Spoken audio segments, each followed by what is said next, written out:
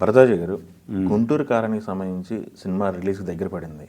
గుంటూరు కారం దగ్గర ఎప్పుడైతే స్టార్ట్ అయిన దగ్గర నుంచి కూడా ఏ ఒక కాంట్రవర్సీలు దాని చుట్టూ తిరిగాయి. గుంటూరు కారానికి సంబంధించి బజ్ ఎలా ఉంది ఇప్పుడు? అలానే ఫ్యాన్స్ కొన్ని పాటల విషయంలో గొడవ చేశారు. ఇప్పుడు రిలీజ్ అయినటువంటి పాట ఏ మేరకు వాళ్ళని సంతృప్తి పరిచింది అనుకోవచ్చు. ఈ పాట సందర్భంలో ఈ పాట వచ్చిన తర్వాత ఫ్యాన్స్ కొంత కూల్ అయ్యారని చెప్పేసి తెలుస్తుంది.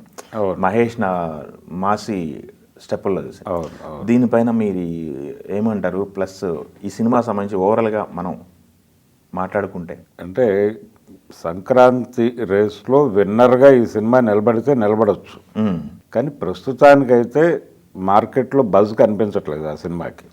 దీనికి రకరకాల కారణాలు. అంటే మొదటి నుంచి కూడా అంటే అంచనాలు లేకుండా లోపలికి వెళ్ళిన ప్రేక్షకుడికి విపరీతంగా సినిమా నచ్చితే అది ఎక్కడికో వెళ్ళిపోతుంది. భారీ అంచనాల మధ్య థియేటర్లోకి వెళ్తే డిసప్పాయింట్ అయ్యే అవకాశం ఉంటుంది ప్రేక్షకుడు. ఇప్పుడు ఈ బజ్ లేకపోవటం అనేది సినిమాకి ఉపయోగపడవచ్చు కూడా. కానీ మొదటి నుంచి కూడా ఈ సినిమాకి సంబంధించి రకరకాల వివాదాలు వినిపించినాయి.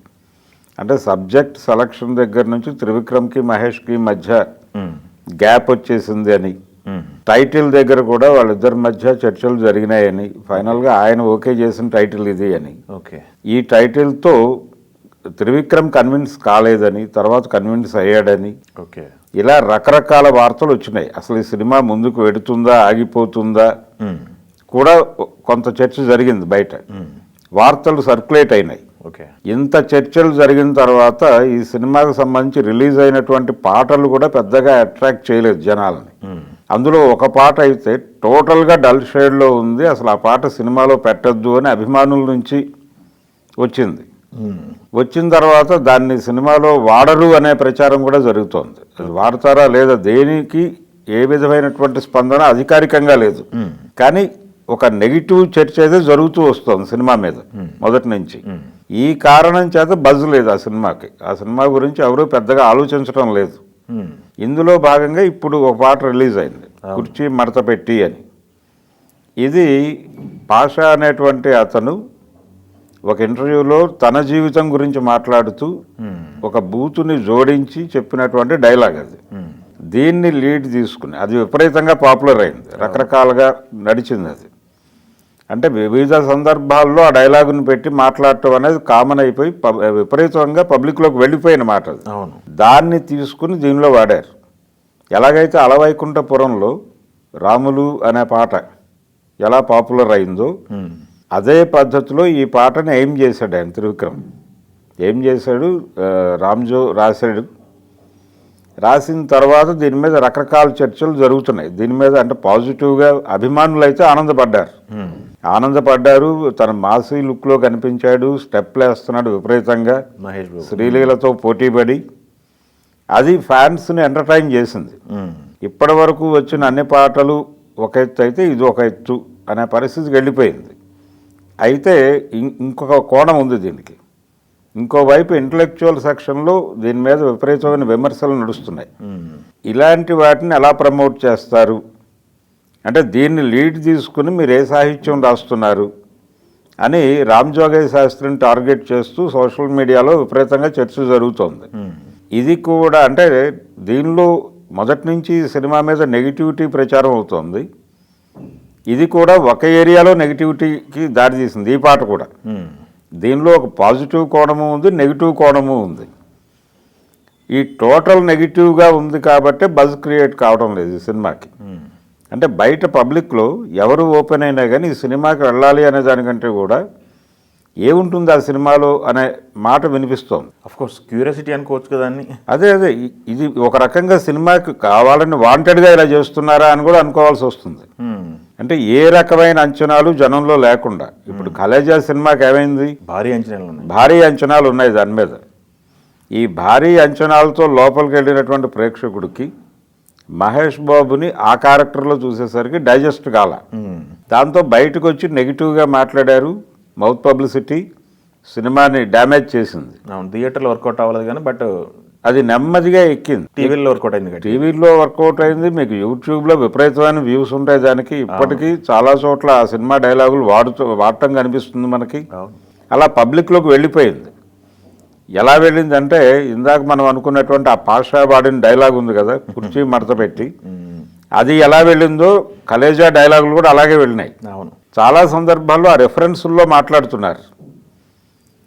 అప్పుడు అంటే దాని నేపథ్యంలో కనుక చూస్తే గుంటూరు కారాన్ని వ్యూహాత్మకంగానే వీళ్ళు నెగిటివిటీని స్ప్రెడ్ చేస్తున్నారా అనే డౌట్ వస్తుంది. ఓకే, అంటే ప్రేక్షకుల్లో ఎటువంటి అంచనాలు లేకుండా ప్లెయిన్గా, ఇప్పుడు మహేష్ బాబు త్రివిక్రమ్ సినిమా కాబట్టి వన్ టైం వాచ్ అనుకుని థియేటర్లోకి వెళ్ళే జనాలు ఉంటారు. లోపలికి వెళ్ళి కూర్చున్న తర్వాత ఎటువంటి అభిప్రాయం లేకుండా లోపలికి వెళ్ళి కూర్చున్న తర్వాత సర్ప్రైజ్లు ఉంటాయి.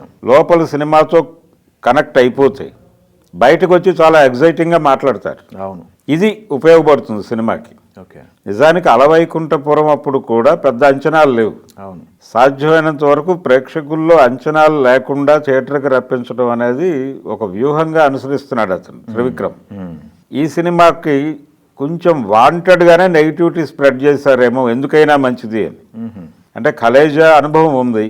అవును, రెండోది మహేష్ బాబుతో ఆయన ఇంతకుముందు చేసినటువంటి సక్సెస్ఫుల్ ప్రాజెక్ట్ కూడా మురళీమోహన్ బ్యానర్లో వచ్చింది అతడు. అయితే దాని మీద కూడా అంటే సినిమా హిట్ అది, కానీ సినిమా మీద పెట్టిన పెట్టుబడితో పోలిస్తే ఆ హిట్ సరిపోలేదు అనేది ప్రొడ్యూసర్ ఆర్గ్యుమెంట్. మురళీమోహన్ గారు చాలా ఇంటర్వ్యూల్లో మాట్లాడాడు అది. కాబట్టి మార్కెట్ పెరిగితే తప్ప బడ్జెట్లు వర్కౌట్ అవ్వని పరిస్థితి.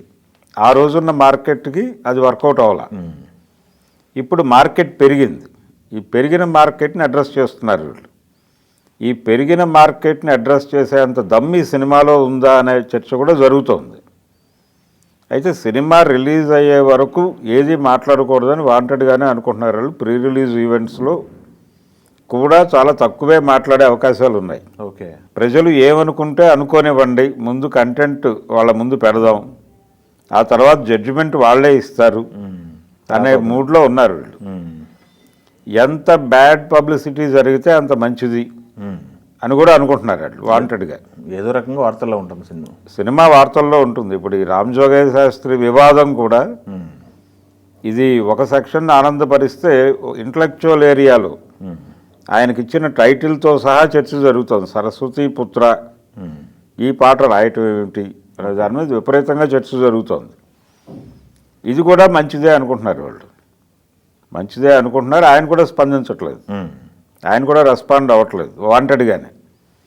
సినిమాకి ఇదంతా ఉపయోగపడుతుంది. బజ్ అయితే కనబట్టలేదు, జనంలో క్యూరియాసిటీ కనబట్టలేదు. కానీ రిలీజ్ అయిన తర్వాత డెఫినెట్గా థియేటర్కి వెళ్తారు. మార్నింగ్ షో చూసి బయటకు వచ్చినటువంటి ప్రేక్షకుడి రియాక్షనే సినిమా భవిష్యత్తు. ఓకే, అది డిసైడెడ్. ఇది వ్యూహాత్మకంగా చేస్తున్నారు వీళ్ళు, కాబట్టి డెఫినెట్గా వర్కౌట్ అవుతుందనే అనిపిస్తోంది. అంటే ఇతని గుంటూరు కారం అంటే ఎక్కడైనా ఇబ్బంది ఉండుంటే సినిమా ఆగిపోతుంది అన్న లెవెల్లో మొదలైంది ఇది. ఆగిపోవాలి కదా మరి, ఆగిపోయే సినిమా అయితే. అలాగే సంక్రాంతికి రిలీజ్ ఉండదు అన్నారు, అది నీట్గానే అయిపోయింది. అంటే షూటింగ్ దగ్గర ఎక్కడ డిస్టర్బెన్స్ జరిగినట్టుగా వార్తలు లేవు. బయట ప్రచారం మాత్రం నెగిటివ్గా ఉంది. వాళ్ళిద్దరి మధ్య అసలు సబ్జెక్ట్ దగ్గర నుంచి గొడవలు ఉన్నాయి దగ్గర మొదలయ్యి అసలు ఈ సినిమా బలవంతంగా చేస్తున్నాడు ఇలా రకరకాలుగా మాట్లాడారు. దీని తర్వాత కూడా ఇంకో సినిమా చేసే అవకాశం ఉంది మహేష్ బాబు. అంటే రాజమౌళి సినిమా ఇంకా టైం పట్టేలా ఉంది. అవును, ఇంకా అది స్క్రిప్ట్ వర్క్లోనే ఉన్నారు. అది అయిన తర్వాత దాని మీద ఇంకా చాలా కసరత్తులు జరుగుతాయి. జరిగిన తర్వాత కానీ షూట్కి వెళ్ళడు ఆయన. అంటే సినిమా షూట్ చేయటం అనేది చాలా నామినల్ పార్ట్, స్క్రిప్టే మేజరు అని నమ్ముతాడు ఆయన. అందుకని దానికి ఇంకా టైం తీసుకుంటాడు. ఈ గుంటూరు కారం తర్వాత ఇంకొక సినిమా తీసే అవకాశం కూడా ఉండొచ్చు ఇతనికి, మహేష్ బాబుకి. ఎందుకంటే ఆ గ్యాప్ తర్వాత ఆ ప్రాజెక్టులోకి వెళ్ళాక ఎప్పుడు బయటకు వస్తాడో తెలియదు. అందుకని ఈ సినిమా గురించి ఎంత తక్కువ మాట్లాడితే అంత మంచిది అన్నట్టుగా ఉన్నాడు ఆయన. పైగా ఇంకొక ఇదేంటంటే last time Mahesh Babu cinema మీదే పెద్ద హిట్ కొట్టాడు ఈయన. అలవైకుంఠపురం అలాగే సరిలేరు నీకెవరు, ఈ రెండు ఒకే టైంలో రిలీజ్